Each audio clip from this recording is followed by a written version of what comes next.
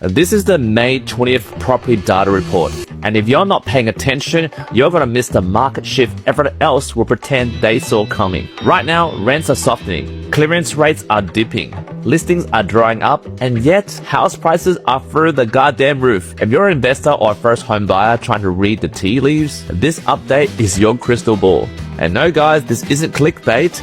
This is your money. Today, this is what we're unpacking. Firstly, what's happening in each capital city, state by state, suburb by suburb. What auction clearance rates are really telling us at the moment? Why are asking prices the leading indicator most investors still ignore? And how to interpret vendor discounting, days on market, and buyer demand. That's right guys, the juicy stuff. And why smart investors aren't panicking at the moment, like my clients? Because they're too busy planning with me in terms of holistic lending to get ahead above people, the average players like yourself. But don't worry guys, I'm not leaving you guys out who are watching this channel and supporting this channel. Let's break this big picture down. So right now guys, let's take a snapshot of the national property market. So right now guys, Australia's property market is like a walking tightrope. Inflation is cooling, meaning we're likely to see rate cuts again, just like the one in May that happened last week. Because we never know, guys, there's another RBA meeting in July the 7th or the 8th, or somewhere in July, Tuesday. And you know what, guys? There might be another potential rate slice. And right now, guys, unemployment is low. This means people still have jobs and spending power. And I know what you guys are asking at the moment. What about consumer confidence? What about my confidence? What about other people's confidence? Well, at the moment, it's still kind of flaky. More like volatile. Sort of like fragile, like a two-bedroom reno in Western Sydney, if you get what I'm talking about. But yet, guys, prices are still creeping up anyway. According to CoreLogic, national dwelling values are up by 0.3% in the last month. And that's a 2.4% increase compared to the last 12 months ago. So while the media headlines are screaming, oh, affordability crisis, the numbers are quietly saying the market's not crashing, guys. Shut up, you doomsayers and naysayers. The market is not crashing. And in my humble opinion, I think it's just fragmenting, correcting itself. So right now, guys, let's go city by city. Let's zoom in a bit so that you guys can get a bit of data, because this channel is all about data and not speculation. Because as you guys know, as I preach on this channel all the time, not all growth is created equal, which means every city is different. In terms of city by city breakdown at the moment, guys, in terms of data, let's go top down. And we have Sydney first. Sydney prices this week, well, it's kind of flat, up by 0.1% for the month and up by 0.6% year on year. And I know what you're saying, Q. Put that in English. What that really means is the market's moving like Sydney's trains. It's barely moving at all, but still somehow more expensive every goddamn month. Now moving to Melbourne, their property market in terms of value moved by 0.1% weekly, and they are up by 0.2% monthly. But in terms of year on year compared to Sydney, they're down by minus 1.9%. In my opinion, guys, Melbourne is still the underachiever of the class. What I think, guys, is they're still struggling to bounce back from post-lockdowns. But maybe, guys, just maybe, the investors are circling back again. Now, in terms of Brisbane, they're up by 0.3% for the week. And they're up by 0.6% for the month. Despite the floods, despite Cyclone Alfred, in terms of annually, they're up by 7.4% annually. In my opinion, guys, Brisbane is the golden child right now. If you bought 12 months ago, well, congrats to you, buddy. You're up. And if you didn't somehow buy in Brisbane, well, you're late to the party, guys. But don't despair yet. The music is still playing. And in terms of Perth and Adelaide, guys, houses are up by 14.2% year on year. And in terms of units, up by 26.5%, guys. This is based on CoreLogic RP data. Like, this is not me making this up. This is based on CoreLogic RP data that you can Google right now and read for yourself. And for Adelaide houses, guys, it's up by 11.6%. And for units, it's 16.5%. Like, I don't know whether you guys realize this. This is not a property market anymore in terms of Australia today.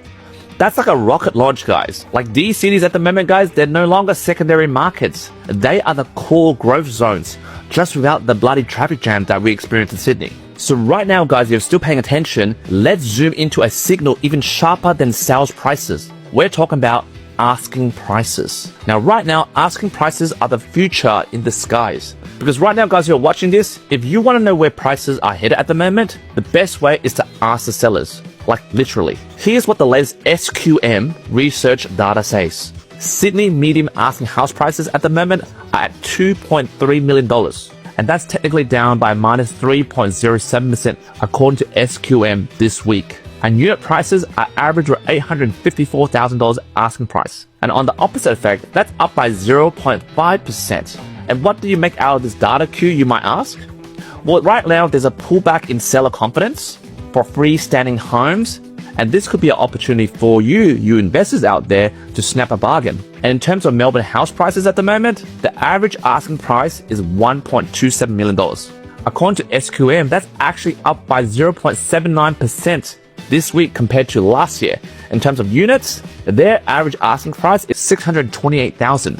Again, that's up by plus 1.03% according to SQM. What I make out of this, guys, this is a steady climb. Investors right now are clearly eyeing the unit market again. And based on my previous video, this is all based on cheaper entry prices. Right now, they're yielding better yields. Now, obviously, due to a large exodus of investors leaving the Melbourne market due to higher taxes. And again, guys, I think that's an overreaction, because right now, investors are actually flooding back in to capture the gap in the exodus of large investors, where right now there's a demand in rent from people in Victoria due to a large proportion of landlords leaving Victoria, and a lot of people have nowhere to rent because all the property are occupied by owner-occupiers. Now, isn't that wild and ironic? Now, moving on to Brisbane houses. They're up by 3.2% at the moment, just this week. And for units, they're down by 0.7%. So as you can see, guys, state by state, city by city, all operate at different paces in the property market. Because right now, guys, buyers are chasing space. And at this moment, guys, yields and growth both favor houses right now in Queensland. So by reading these asking prices, they tell us where sellers think the market is headed. And at the moment, if you're reading that data, especially the price increases in houses or units, you gotta think to yourself, if these sellers are hiking their prices this confidently, we investors need to pay attention. Something's going on in these cities. But guys, I'm not done yet. Don't click off, because prices don't just tell the full story. Right now, let's talk about auction volumes and clearance rates. Right now for auctions, what I've noticed is that I see the desperate and the rich collide. As of May this month, 1,835 auctions were held last week across the capital cities. Clearance rates were at 68.8%, and this is down from the last year's 70% recorded recently. Melbourne at the moment led by 73.8%, and that is the highest clearance rate of the year. Sydney at the moment fell by 65.3%. That's the lowest since December 2024. Food for thought, guys. And for Brisbane, it slipped by 59.6%. Now, that's a very interesting data. It kind of feels like investors are hesitant in that market. But overall, guys, this is still a seller's market, but it's showing signs of fatigue. Because right now, what I think, buyers are still waiting for the RBA to cut again. And for now, guys, for those that are waiting, they're not just waiting, they're actually renting at the moment. Those guys who haven't bought, they're renting. So right now, guys, let's look at how rents are behaving. In this segment of the video, we're going to look at rents, yields, and in between that, the real pain points. At the moment, the National Rental Index rose by 0.6%, and this is for 3 months straight, guys. But here's the twist. Year-on-year rent growth is down from 8.3% to 3.6%. What this really means is the heat is cooling, guys. The average Sydney house's rent, at the moment, it's $1,065 per week. And as per this week and the last 3 months, it barely moved. It stayed the same. For Melbourne units, it's minus 0.6% this month. Brisbane houses, they're still up by 5.7% year on year, but signs are showing that it's slowing down. So from all that data I've just mentioned, it might sound like rubbish to you, like what does that even mean? This is my takeaway. In summary, guys, rents are plateauing, yields are stabilizing, but repayments are still crushing your soul. Like at the moment, as a mortgage broker for the last 15 years, I've seen rates coming from 1% to 2%, then 15% and down to 5%. Right now, the average investment rate is 6.5%. And at the moment, that's kind of crushing a lot of investors' soul. So right now, let's move from renters to actual sellers. In my opinion, I think sellers of good properties, those that are selling properties at the moment, they're gone. And I know what you're thinking, you're scratching your head thinking, Q, what are you saying? What I'm saying, guys, is for new listings, according to the data above, they're down by 12% below the 5-year average. A lot of sellers do not want to sell their property at the moment. Some of them are waiting for capital growth. and in regional areas, they're down by 16.7% according to the data. Now, right now, guys, that's not just seasonality.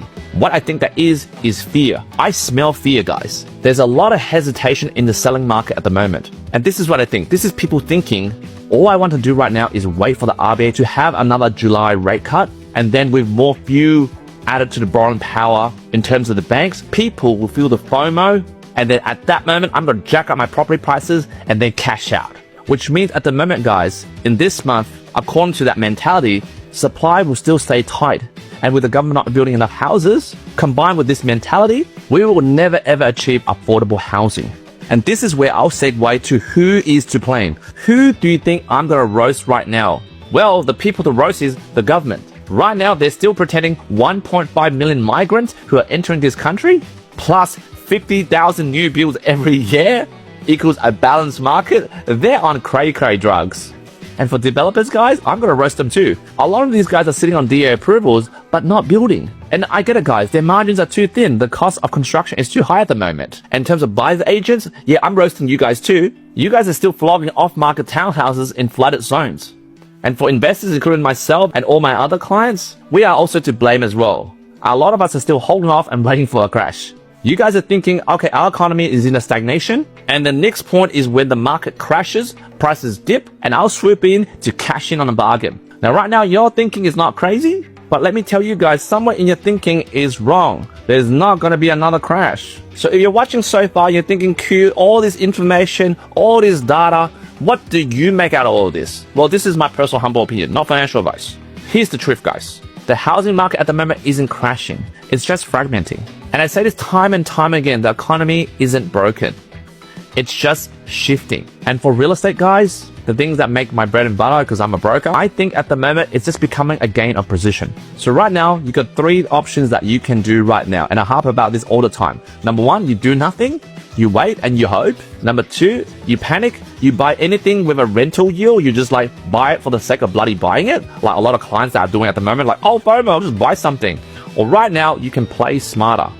You can use data that I've shown you in this video and the other videos I've been uploading. You can read sentiment like those asking prices from SQM. And I want you to focus on areas with high income buyers and low future supply. So right now, if you want help cutting through the noise, what I suggest is book a 15-minute strategy call or a 60-minute deep dive with me where I can introduce you with my holistic lending solutions. I can recommend you financial advisors, accountants, respectable buyers agents that have good track records to find the right property for you in terms of your tailored strategy that you discuss with us.